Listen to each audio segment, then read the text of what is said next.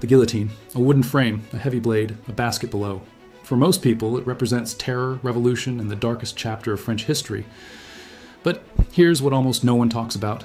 The man whose name became synonymous with this machine never invented it, never built it, and spent his final years trying desperately to distance himself from it. His name was Joseph Ignace Guillotin, a physician, a humanitarian, a member of the National Assembly during the French Revolution. And the tragic irony is this: he didn't want to create a symbol of death. He wanted to create a symbol of equality. You see, when we think of the guillotine, we think of the reign of terror, the executions of King Louis XVI and Marie Antoinette, the blood-soaked streets of Paris. We imagine Dr. Guillotin as some kind of macabre inventor obsessed with efficient killing. But that version of history is almost entirely wrong. The truth is far more complex, and in many ways far darker. Because what Guillotin actually proposed wasn't a new way to kill people. It was a new philosophy about how a modern, enlightened state should treat all its citizens, even in death. He looked at the brutal, inconsistent, class-based execution methods of 18th century France and saw something deeply unjust. The rich died quickly. The poor died slowly and painfully. Executioners were inconsistent. Families were humiliated differently based on social rank. So Guillotin stood before the National Assembly and made a proposal that would forever bind his name to an instrument of death. But his intention was mercy. His goal was dignity. His vision was equality before the law, extended even to the moment of execution. What he got instead was a legacy he never wanted, attached to a machine he never built. This is the story of that profound historical irony. To understand what Guillotin really wanted, you need to understand France in 1789. This was a nation on the edge of collapse. Centuries of inequality had created a society where your birth determined not just how you lived, but how you died. Execution in pre-revolutionary France was a public spectacle, but it was also a statement about social hierarchy. If you were nobility and condemned to death, you were beheaded with a sword. It was considered an honorable death, quick if the executioner was skilled. One clean stroke and it was over. But if you were a commoner, a peasant, someone without noble blood, your execution was entirely different. Commoners were hanged. They were broken on the wheel, a process where executioners systematically shattered every major bone in the body with an iron bar. They were burned alive. They were drawn and quartered. These weren't just punishments, they were performances. Public tortures designed to reinforce the power of the state and the king, to remind the masses of their place in the social order. Death could take hours, sometimes days. The executioner's skill mattered enormously. A noble might die in seconds with a good swordsman. But even then, it wasn't guaranteed. There are documented cases of executioners requiring multiple strokes to sever a head. 3 attempts, 5 attempts. The condemned suffering through failed blows while crowds watched. This was the world Dr. Joseph Ignace Guillotin inhabited when he was elected to the National Assembly in 1789. He was 50 years old, a respected physician from Saintes, a professor of anatomy, a man who had dedicated his life to reducing human suffering. And he was deeply troubled by what he saw. France was debating a new criminal code, new laws for a new era. Enlightenment ideas about human rights were spreading. Thinkers like Cesare Beccaria were arguing against torture and cruel punishment.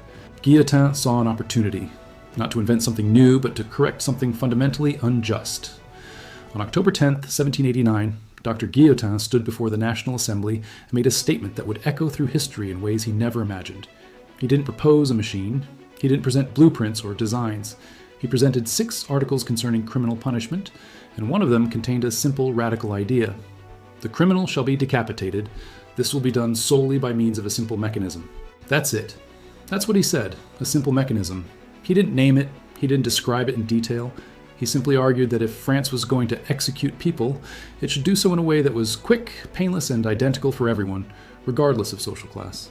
A duke and a thief should face the same method, the same efficiency, the same dignity, or lack thereof. The assembly reportedly laughed. Some sources suggest Guillotin tried to lighten the mood by saying, "With my machine, I'll take off your head in the blink of an eye, and you won't even feel it." Whether he actually said this is disputed, but the sentiment was clear. He genuinely believed this was progress. This was humane. What's fascinating is what Guillotin didn't say. He didn't advocate for more executions. He didn't glorify death. In fact, he personally opposed capital punishment entirely. But he was also a pragmatist. He understood that the assembly wasn't ready to abolish the death penalty. So instead of fighting a battle he couldn't win, he fought for something achievable: equality in execution. This is the detail that gets lost in history.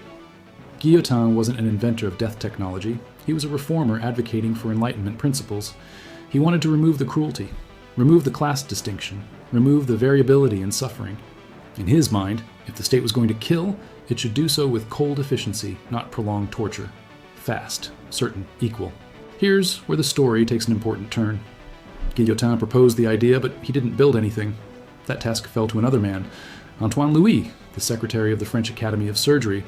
Louis was asked to design a machine that met Guillotin's criteria. Quick, reliable, humane. Louis studied existing devices. Contrary to popular belief, France didn't invent the concept of a falling blade for execution. Similar machines had existed for centuries. Italy had the Manea, Scotland had the Scottish Maiden, England had the Halifax Gibbet. These weren't new ideas. What was new was the systematic, state-sanctioned application of this method as the only legal form of execution for all citizens. Louis worked with Tobias Schmidt, a German harpsichord maker, to build the first prototype. They experimented with blade angles. A straight blade tended to push the neck aside rather than cut cleanly. An angled blade, they discovered, created a slicing motion as it fell. More efficient, more certain. They tested weights. The blade needed to be heavy enough to cut through vertebrae in one stroke. Too light and it would fail. Too heavy and the mechanism would be unwieldy. They tested the device on corpses, then on live sheep and calves. The results were conclusive. The machine worked. It decapitated in less than a second. There was no room for executioner error, no prolonged suffering, no difference in outcome based on the victim's social status or the executioner's skill level. The first execution using this device took place on April 25, 1792. The condemned was a highwayman named Nicolas Jacques Pelletier. Crowds gathered expecting spectacle. What they got was anticlimactic. The machine worked so quickly that many complained it was over too fast. There was no drama, no struggle, just mechanical efficiency. Some called it boring. Guillotin would have considered that a success. The device was initially called Louison, or Louisette, after Dr. Antoine Louis, who actually designed it, but the public had other ideas. They called it la guillotine, after the man who first proposed the concept in the assembly.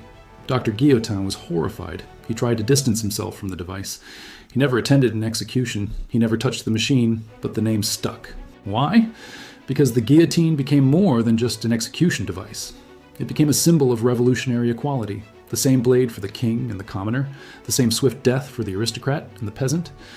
In a society obsessed with dismantling hierarchies, the guillotine was the ultimate leveler. Death was no longer a privilege graduated by class. It was a shared fate, administered with mathematical precision. The revolutionaries embraced this symbolism enthusiastically. The guillotine became an icon of the new France. It appeared on playing cards, jewelry, miniature models. Some revolutionaries wore tiny guillotine earrings. It was celebrated in songs and poems. The machine that Guillotin had proposed as a reform measure became the defining image of the terror. Public executions drew massive crowds. Thousands would gather in what is now the Place de la Concorde to watch the blade fall. Vendors sold food and souvenirs. Women knitted while waiting for the next condemned to mount the scaffold. They were called tricoteuses, the knitting women. The executions became routine, industrial. During the height of the terror, the guillotine in Paris could process dozens of people in a single day. This efficiency was exactly what Guillotin had advocated for, but not in this context. He had imagined a more humane justice system using a more humane device. What emerged was a system that killed more people, more quickly, with less reflection. The machine removed the humanity from execution, which made execution itself easier to justify and implement. Now let's address the most persistent myth, that Dr. Guillotin died by his own machine. The story appears everywhere.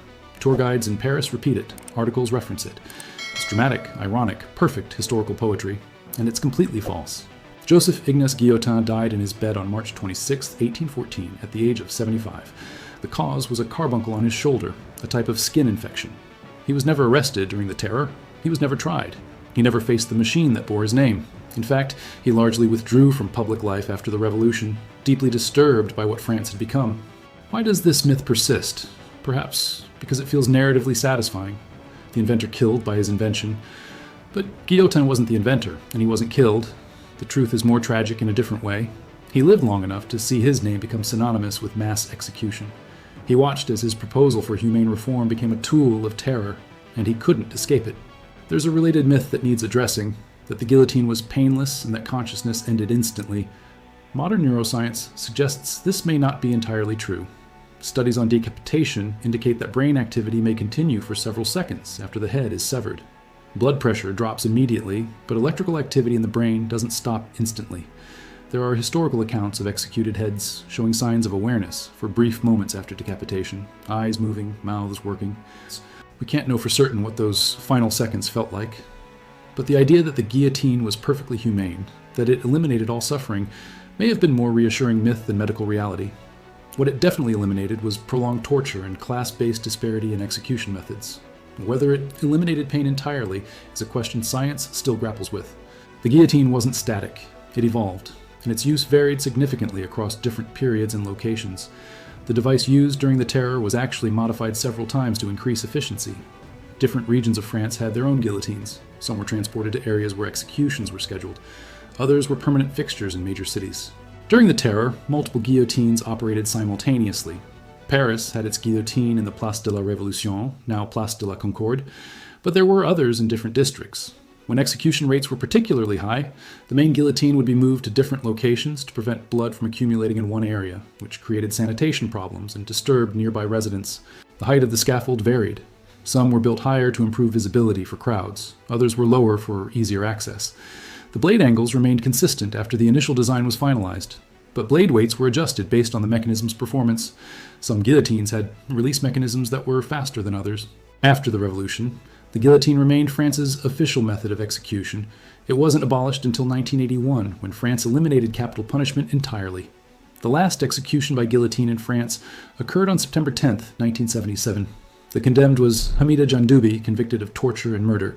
The execution was not public. It took place inside Baumettes prison in Marseille. Few people witnessed it. No crowds gathered. The machine that had once symbolized revolutionary spectacle ended its service in bureaucratic obscurity. Other nations adopted similar devices. Nazi Germany used the guillotine extensively, calling it the fall bell. Sweden used a similar mechanism until 1910. The guillotine spread because it worked. It was efficient, reliable, and removed human variability from execution. But only in France did it carry the symbolic weight of revolution and equality. Only in France did it bear the name of a man who never wanted that association. Dr. Guillotin spent his later years trying to live quietly, but his name wouldn't allow it.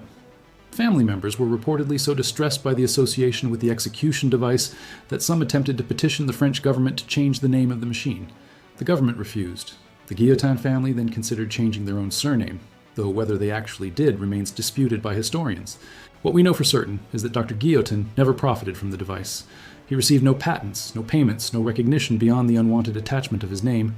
He wasn't present at executions. He didn't celebrate its use. In private correspondence, he expressed deep regret about the entire affair, though much of his personal writing was lost or destroyed. He continued working as a physician until his health declined. He supported vaccination efforts, which was controversial at the time. He advocated for medical reform and public health initiatives. He tried to be remembered for his humanitarian work, his medical contributions, his efforts to improve public welfare. But history had already decided what he would be known for. One of the cruelest ironies is that Guillotin's original proposal included provisions for abolishing brutal punishments like breaking on the wheel and burning at the stake. He succeeded in that goal. Those tortures were discontinued. But he also succeeded in creating something that made execution so efficient and psychologically easy that it could be implemented on an industrial scale. The very efficiency he advocated for enabled the Terror. This wasn't his intention, but it was the consequence. He wanted to reduce suffering in the few executions he thought necessary. Instead, he facilitated an increase in executions because the process became so mechanized, so impersonal, that moral objections became easier to overlook. The blade fell quickly, the state's conscience remained clean, the body count rose. So what did Dr. Joseph Ignace Guillotin really want? He wanted equality. He wanted to end the spectacle of class-based torture. He wanted criminals to face justice, not prolonged agony. He wanted executioners to be replaced by mechanisms so that human error and human cruelty couldn't extend suffering. In his mind, if society wasn't ready to abolish the death penalty, then death should at least be administered fairly and quickly. He got his wish, in a sense. The guillotine was equal. It killed nobles and commoners with the same cold efficiency. It removed the variability of executioner skill. It ended prolonged torture as a form of execution. By the standards of 18th century criminal justice, it was an improvement, a genuine reform. But he also got something he never intended. His name became permanently linked to terror, revolution, and mass execution. The device he proposed as a humanitarian reform became a symbol of systematic state killing. The efficiency he championed made execution easier, which made it more frequent.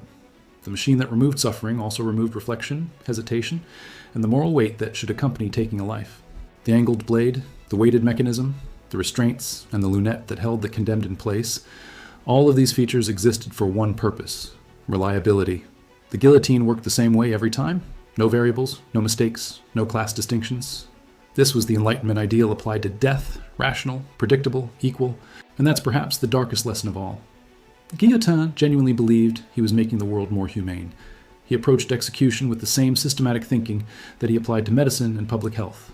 Reduce suffering, increase efficiency, remove arbitrariness, apply scientific principles. The result was a machine that killed with perfect consistency, which made killing itself easier to rationalize. Progress and horror intertwined. The guillotine reveals something profound about how we think about justice, punishment, and the role of the state. Dr. Guillotin looked at the brutal execution methods of his time and saw inefficiency and inequality. He proposed a solution based on Enlightenment principles. What he didn't anticipate was how quickly a tool designed for equality could become a tool of oppression. This pattern appears throughout history. Technologies designed to reduce harm sometimes enable harm on greater scales. Systems built for fairness become instruments of systematic injustice. The road to historical atrocities is often paved with rational intentions and technical improvements. Guillotin wasn't a monster. He was a reformer who didn't fully grasp the implications of making death too easy. His legacy forces us to ask uncomfortable questions. Is efficient execution more humane than inefficient execution? Or does efficiency simply make us more comfortable with killing? Does removing the spectacle of suffering make justice more fair? Or does it make us less aware of what we're actually doing? These aren't just historical questions. They're relevant today in debates about lethal injection, about drone warfare, about any system that claims to make violence more precise and therefore more acceptable. Dr. Guillotin died believing he had improved the world, however imperfectly. History remembers him differently. The machine that bears his name stands in museums now, a relic of a particular moment when revolutionary ideals collided with practical necessity, when the pursuit of equality extended even to the scaffold, when a physician's desire to reduce suffering inadvertently created the most efficient execution device in history. That contradiction, that tragic irony, is Dr. Guillotin's true legacy. Not the machine itself, but what it represents. The dangerous space where good intentions meet unintended consequences, where Enlightenment ideals enable darkness, where a man's name becomes permanently attached to the thing he most wanted to reform. Thank you for watching. If this story gave you a new perspective on a familiar piece of history, consider liking this video and subscribing for more deep dives into the overlooked details that reveal how our world actually worked. What other historical objects or practices should we examine? Leave your thoughts in the comments below. Until next time, remember, history is rarely as simple as we think, and the people behind infamous inventions are often nothing like we imagine.